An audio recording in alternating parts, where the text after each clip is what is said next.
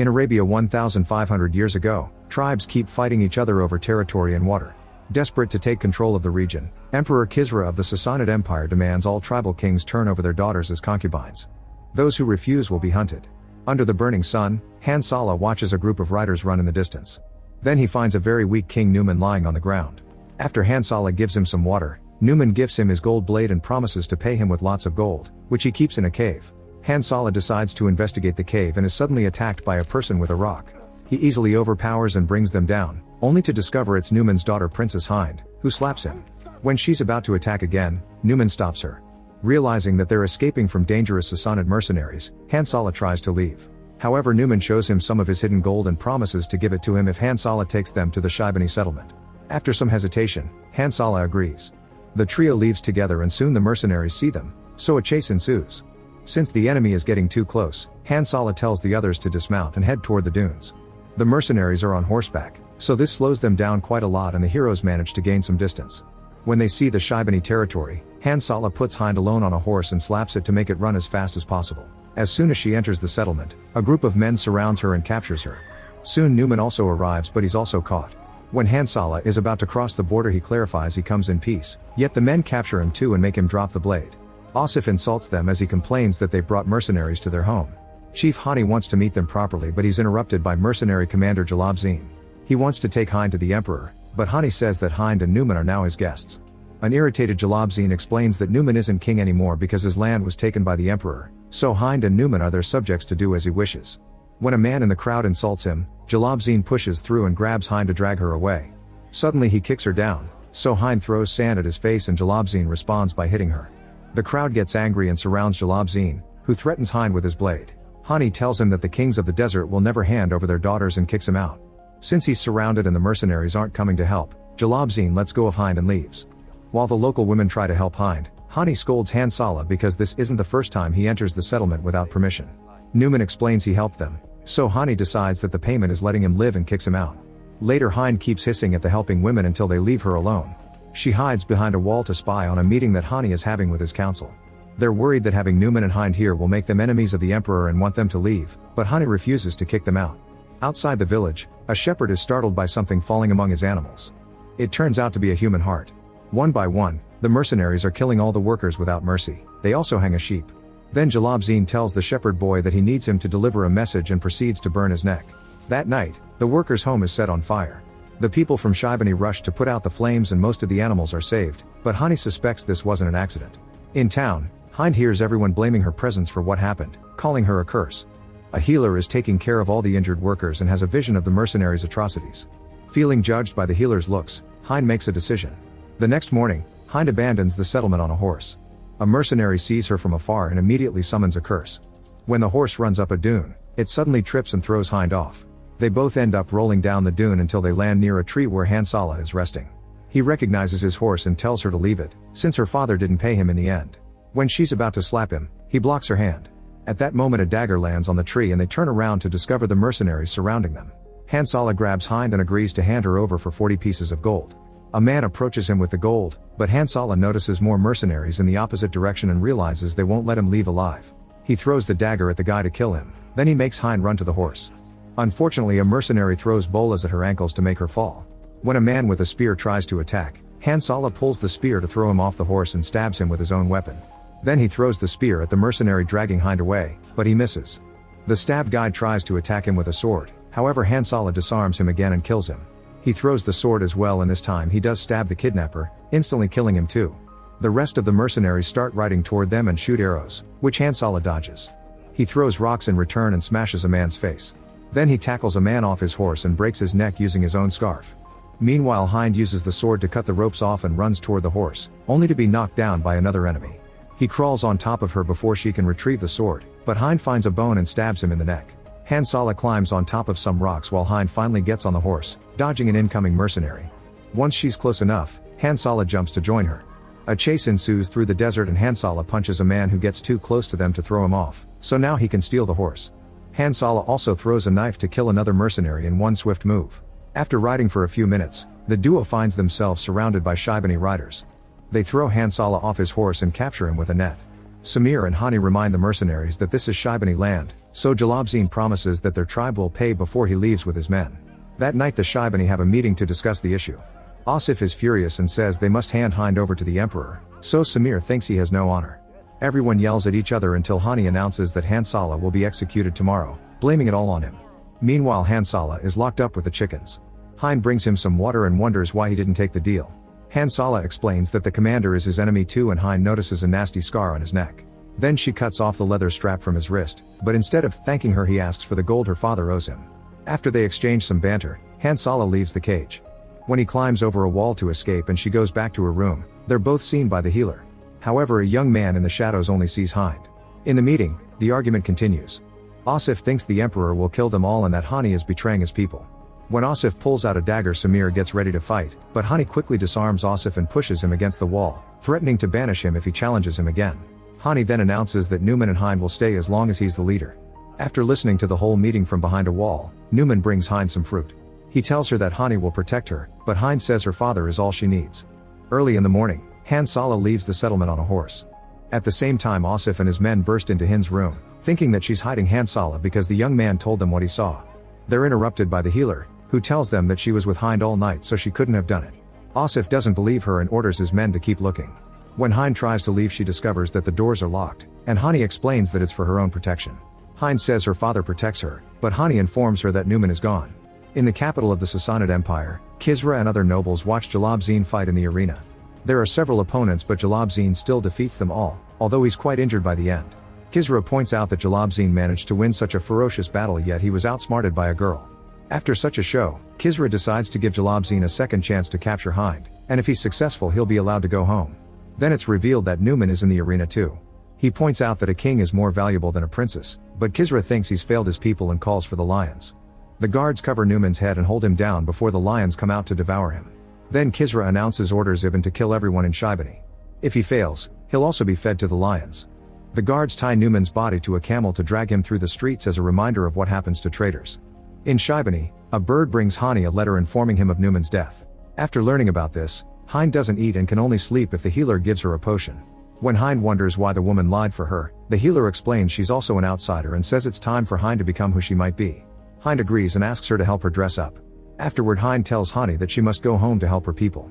Hani points out that her city is under Kisra's occupation, but Hind wants to go down fighting rather than hiding. When she asks for his support Hani explains he must stay with his tribe, but he does give her Numan's gold blade. In the morning, Hind leaves on a horse. The shepherd boy runs after her and convinces her to bring him along. Hind then notices the mark the mercenaries left on his neck and remembers Hansala's. Sometime later the Shaibani see the mercenaries approaching, so Hani makes everyone evacuate the town. However, the healer decides to leave alone instead. In the desert, Hind and the boy are stuck in a sandstorm.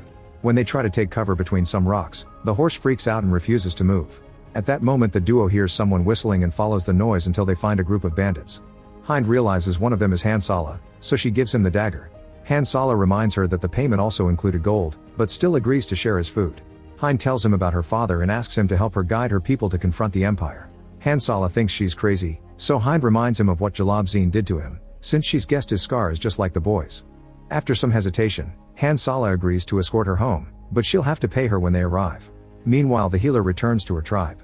When they see her they get ready to throw rocks at her, but they're stopped by Chief Taif. He yells at her for daring to come back and threatens to kill her while her mother ignores her. The healer reminds him that he was the one who kicked her out and tells him that the Shaibani have taught her what true honor is like. As days pass, Hansala keeps traveling with Hind and the kid. Whenever they stop to rest, he tries to teach them at least the basics of fighting. Eventually they reach Hind's homeland, so she rides to the middle of the market and announces she's come to reclaim her father's throne. A mercenary mocks her and forces her to fall on her knees so he can execute her. A kid throws a shoe at him as Hansala and the shepherd arrive as well.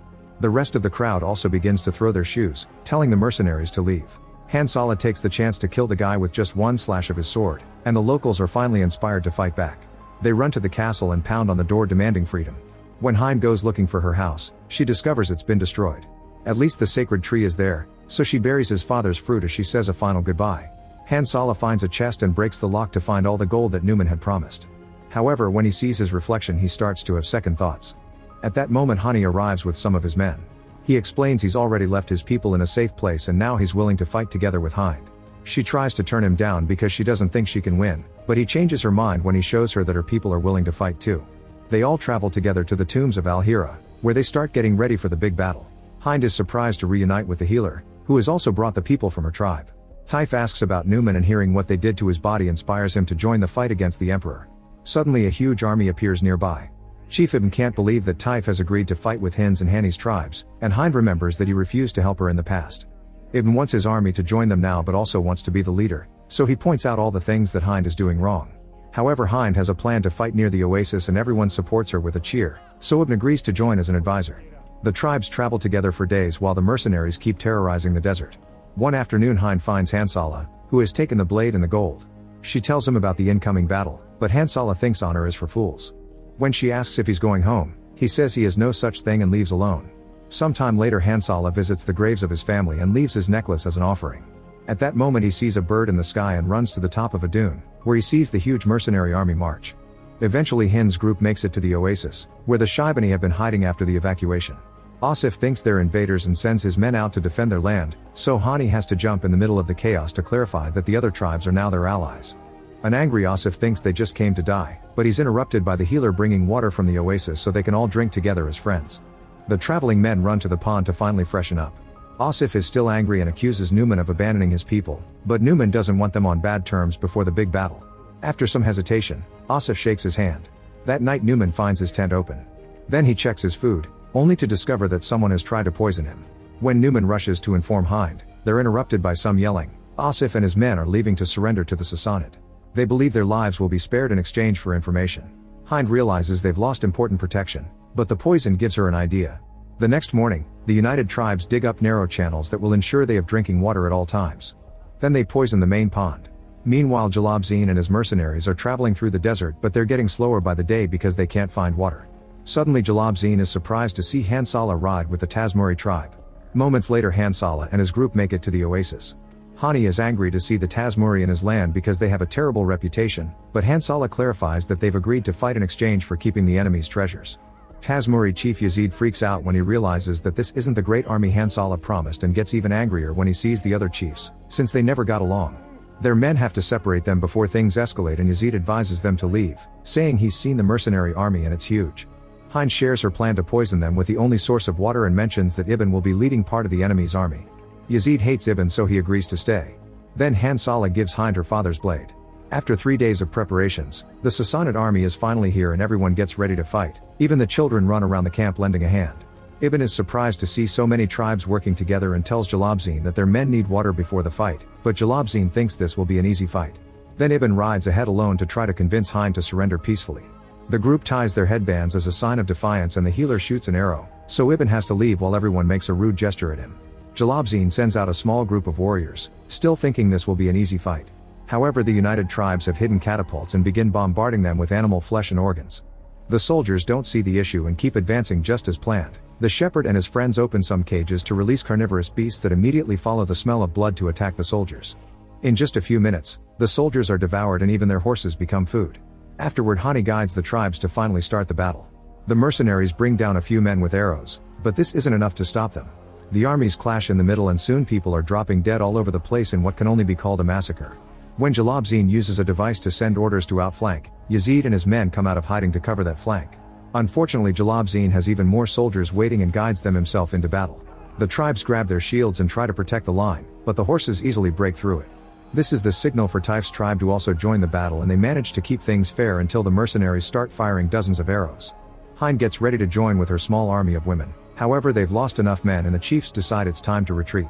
As the mercenaries form a sturdy line, Jalabzin captures Hani and asks Hind to surrender.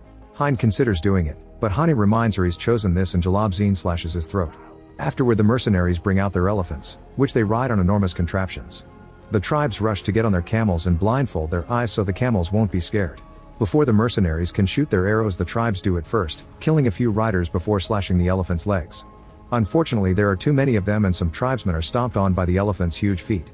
Once again the tribes have to retreat, but first they uncover the spike pits to trap a few more enemies on their way out. Jalabzin sees this as a sign of their victory and orders his men to seize the camp. The mercenaries run to the oasis and are excited to find water, so they immediately start drinking. However, soon they start feeling sick or dropping dead. This was the plan all along, to decrease their numbers in battle to weaken their defenses and give them a fake sense of security, then finish them with poison. When a mercenary catches on, he tries to warn his friends, but Yazid silences him with an arrow to the neck. In fact, every man who has survived the poison is brought down by arrows. Soon Jalabzin realizes he's alone and Hansala takes the chance to confront him one-on-one. Hansala uses a chain as a weapon, but Jalabzin overpowers him and starts choking him with it. A quick kick manages to bring Jalabzin down and Hansala recovers the chain so he can do the choking instead. Unfortunately, Jalabzin finds a spear piece on the sand and uses it to slash Hansala's body. Then he sits on him and gets ready to kill him, but he freezes when he sees the mark on Hansala's neck. Jalabzin steps back in shock, leaving an opening for Hind to ride past him and slash him to death. The commander whispers home before collapsing. Afterward, the tribes get ready to return to their respective lands. Hansala saves some of the sand from the battlefield and lets Hind have his horse. He then leaves on a camel and the shepherd boy follows him. Sometime later, Emperor Kisra is poisoned as well, and rumors say it was one of the many concubines he kidnapped. Make sure to subscribe and turn on notifications so you can watch more videos like this. Thanks for watching.